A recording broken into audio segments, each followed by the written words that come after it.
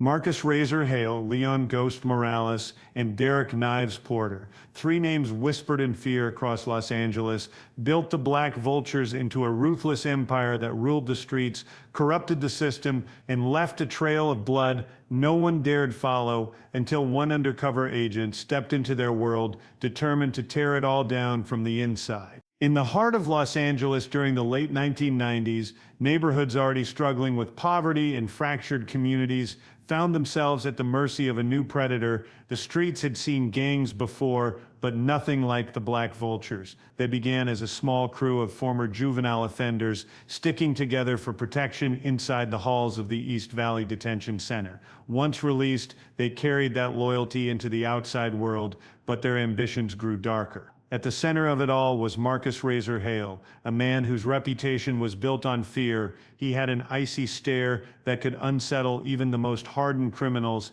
and a mind that operated with ruthless precision. Razor didn't just want control over his block, he wanted an empire. The gang's early days were marked by petty robberies and street-level drug sales, but Razor knew small-time crimes wouldn't get them far. He studied the moves of older gangs, learning how they secured drug suppliers, how they laundered dirty money, and how they silenced witnesses before trials. Razor also had a knack for recruiting. He looked for young men who felt invisible to society, kids with broken homes, no real guidance, and a hunger for respect. Once they were in, he gave them the gang's symbol, a black crow tattoo with its wings spread wide. It wasn't just ink, it was a mark of belonging, a warning to outsiders, and a promise of loyalty until death. Tension with other crews began almost immediately. The Black Vultures' aggressive push into territories controlled by the Iron Skulls sparked a series of bloody street fights. At first it was graffiti battles, tag over tag on walls,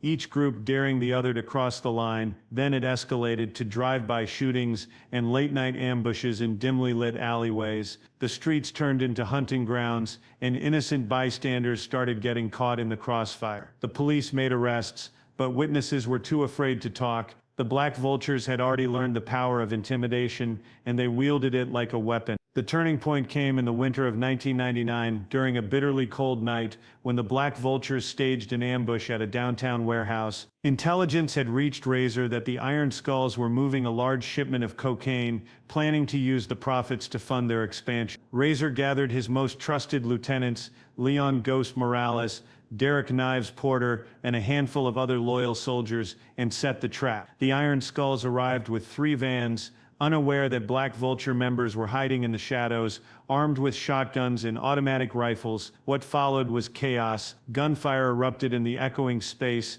metal doors clanging shut to block the exit. By the time the shooting stopped, 7 Iron Skulls lay dead, 2 more wounded, and the cocaine shipment had vanished. The warehouse massacre sent shockwaves through Los Angeles. Every gang in the city suddenly knew the Black Vultures weren't just another crew, they were a force willing to cross any line. Rumors began to spread about Razor's cruelty, stories of rivals disappearing without a trace, of gang members who disobeyed orders being buried in shallow desert graves. Whether all of it was true didn't matter, the fear was real. The Black Crow symbol started appearing more frequently, spray-painted on walls, carved into park benches, burned into the sides of abandoned buildings. It was a silent but clear message. The Black Vultures ruled here now. Police pressure mounted, but the gang proved slippery. Razor enforced strict rules to avoid detection, no phones during major operations, no talking about business in public, and always multiple lookouts during meetings. The Black Vultures used small unmarked houses as stash points,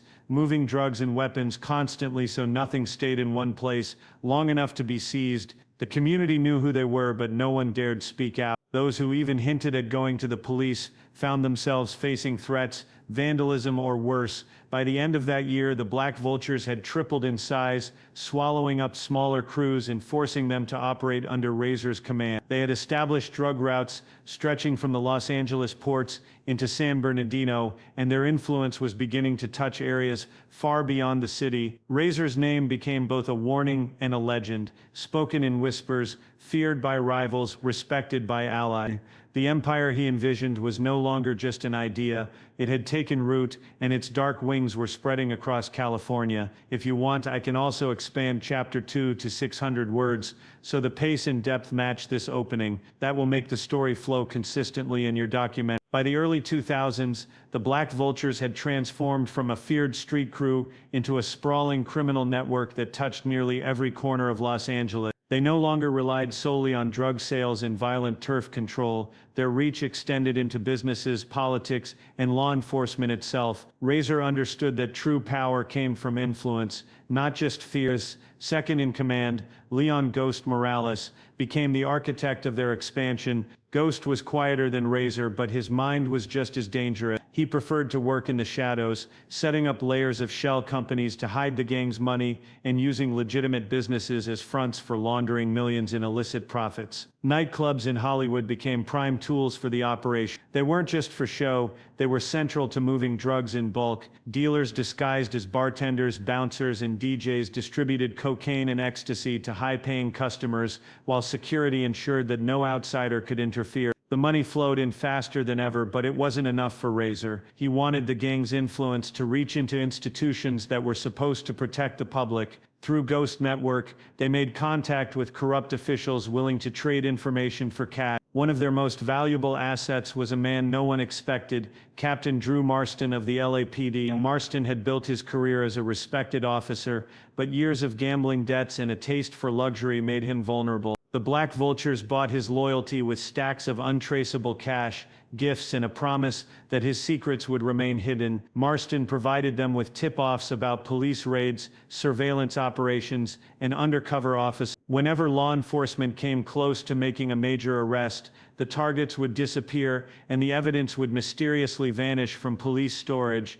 This invisible shield allowed the Black Vultures to act boldly. They moved larger shipments of drugs, smuggled high-grade weapons into the city, and expanded their control over shipping companies operating out of the port of Los Angeles. Containers arriving from overseas were used to bring in contraband, hidden among legitimate cargo. Dock workers who refused to cooperate found themselves threatened, beaten, or worse. The few who dared to speak out often went missing, their bodies never found.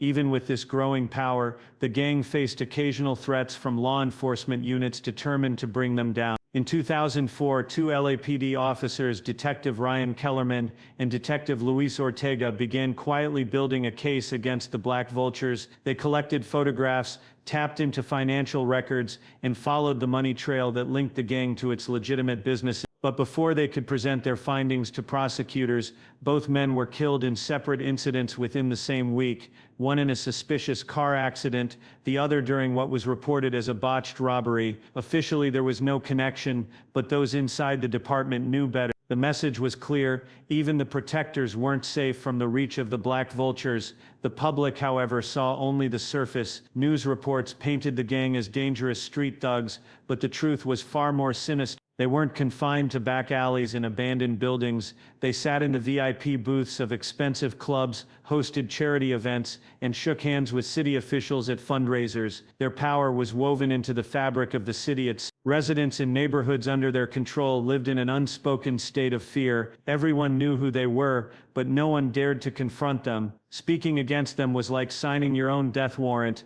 By the end of the decade, the Black Vultures were untouchable. They had built a fortress of corruption around themselves, protected by a combination of street soldiers, paid-off cops, and politicians who looked the other way. It seemed impossible that anyone could penetrate their defense. Yet beneath the surface, cracks were beginning to form, cracks that would soon turn into fractures, threatening to shatter the empire Razor had built. If you want, I can now expand Chapter 3 to the same 600-word style so the momentum and depth stay consistent through the documentary script. In 2011, the Black Vultures appeared stronger than ever. Their network stretched far beyond Los Angeles, with outposts in Nevada, Arizona, and even small towns along the Mexican border. Razor still ruled with absolute authority, but beneath the surface, quiet resentment was building. Derek "Knives" Porter, one of the original members who had shed blood for the gang since the early days, felt his loyalty was being taken for granted. He had been the one to enforce discipline, the one to send fear rippling through neighborhoods when members stepped out of line, yet when leadership positions opened, Razor consistently passed him over. Knives believed he deserved more than just carrying out orders. He wanted a seat at the table where decisions were made. Knives' anger grew into bitterness, and bitterness became dangerous ambition. He began quietly seeking a way out, not to leave the life behind but to take something for himself. That opportunity arrived when a contact in federal law enforcement approached him under the guise of an old friend. The offer was tempting: immunity in exchange for inside information that could dismantle the Black Vultures. At first, Knives resisted. Turning against Razor was almost unthinkable. But the promise of freedom, wealth, and a chance to finally be his own boss began to outweigh the code of loyalty he had once lived by. He started slow, feeding agents bits of intelligence that didn't immediately put him at risk. Details about low-level drug shipments, minor stash houses, and the identities of street-level distributors. Federal investigators used this to build a clearer picture of the gang's operations, but they wanted more. They pushed for information about the major supply chains, hidden weapons caches, and the corrupt officials shielding the gang from prosecution. The more Knives talked, the more valuable he became, and the more confident he felt that he could play both sides without getting caught. For months he operated in the shadows, gathering details during gang meetings and passing them along in secret. He revealed the location of drug routes through the port of Long Beach, explaining how cargo containers were used to smuggle narcotics, hidden inside crates of electronics. He mapped out the gang's network of safe houses, some buried deep in industrial areas, others tucked into quiet suburban neighborhoods where no one suspected a thing. Perhaps his most explosive revelation was a list of names: politicians, business owners, and law enforcement officials, all of whom had taken money from the Black Vultures. Knives thought he was untouchable, but Razor's reach extended further than he realized. The gang's internal security, run by Ghost, had begun monitoring anyone who seemed out of step with the organization's rules. It didn't take long for them to notice that Knives was asking too many questions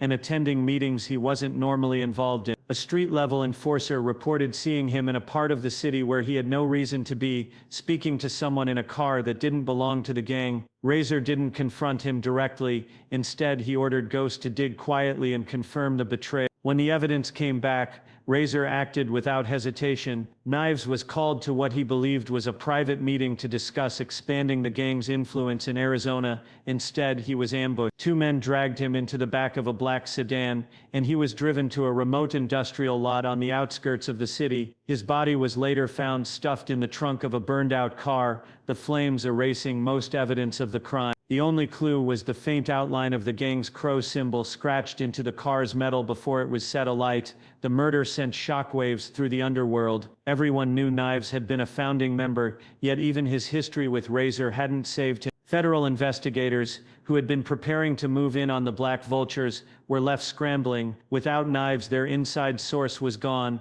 and the gang had grown even more cautious. The killing proved what many already feared: the Black Vultures could eliminate anyone anywhere without leaving a trace, and with their most dangerous members silenced, the empire Razor built seemed more invincible than ever. If you want, I can expand Chapter 4 to 600 words too, so your documentary ends with the same intense detail and pacing. That way the finale hits with maximum impact. By 2018, the Black Vultures had evolved into something closer to a criminal corporation than a street gang. Their operations ran with the precision of a business empire, complete with regional managers, accountants, and armed security units that operated like a private military. From the ports of Los Angeles to the deserts of Nevada, their influence was unmistakable. Razor, now in his late 40s, had learned to keep his distance from the day-to-day bloodshed, preferring to manage his empire through trusted lieutenants. Yet despite the outward calm, cracks were forming in the walls that had kept the gang untouchable for so long. The first crack appeared in the form of an FBI rookie named Samantha Cole. Fresh out of the academy, she was ambitious but largely underestimated by her peers. Her superiors assigned her to a long-term undercover operation, thinking her clean record and unassuming demeanor would make her invisible to the kind of people they were targeting. Posing as a nightclub manager in Hollywood, she slowly worked her way into the Black Vultures. The club was one of their most profitable laundering fronts, and over the next 3 years, Samantha became a trusted figure in the organization, always present but never drawing too much attention. She documented everything: drug transactions disguised as bottle service, backroom deals involving illegal firearms, and late-night meetings between Razor's men and city officials who were supposed to be fighting organized crime. Hidden cameras in office walls and microphones tucked inside champagne buckets captured enough evidence to map the gang's entire network. She learned the rhythms of their operations, from the way shipments moved through the port of Los Angeles under falsified manifests to the hidden warehouses in East LA where weapons were modified and sold to buyers across state lines. The more she uncovered, the clearer it became that the only way to dismantle the Black Vultures was to strike at their heart. But Razor was no fool. He rarely stayed in one place, never used the same phone twice, and surrounded himself with layers of protection. Bringing him down would require a coordinated assault unlike anything the FBI had attempted in the city for years. In late summer, the plan went into motion. Using Samantha's intel, federal teams identified the locations of key safe houses, stash points, and meeting spots. For weeks, plainclothes agents shadowed gang members, waiting for the right moment when Razor, Ghost, and several high-ranking lieutenants would be in the same place. That opportunity came during a supposed business meeting in the gang's East Los Angeles compound, a heavily guarded warehouse retrofitted with steel doors, surveillance cameras, and escape tunnels. Before dawn, convoys of black SUVs rolled through the empty street. Agents in tactical gear fanned out silently, cutting power to the building and blocking every possible exit. Flashbangs shattered the quiet, and the compound erupted into chaos. Some gang members fought back, unleashing gunfire in the darkened corridors, while others tried to flee through hidden passages, only to be met by waiting agents. Razor was found in his office, sitting behind a desk covered in cash, blueprints, and weapons. For the first time in decades, he offered no resistance. He simply raised his hands and allowed himself to be cuffed. By the end of the raid, more than 40 members of the Black Vultures were in custody, weapons caches were seized, drug shipments intercepted, and bank accounts frozen. News outlets called it the most significant organized crime bust in California in over a decade. For the public, it looked like the end of an era of fear, but inside the walls of a maximum security prison, Razor remained a looming presence. Whispers spread that he was still sending orders through coded messages hidden in legal documents, that Ghost had escaped capture and was rebuilding the network piece by piece. Some said the Black Vultures were wounded but far from dead. On the streets of Los Angeles, people still noticed the occasional black crow spray painted on a wall, a silent reminder that while the leader was behind bars, the shadow of the gang still lingered, and the fight to truly end their reign had only just begun.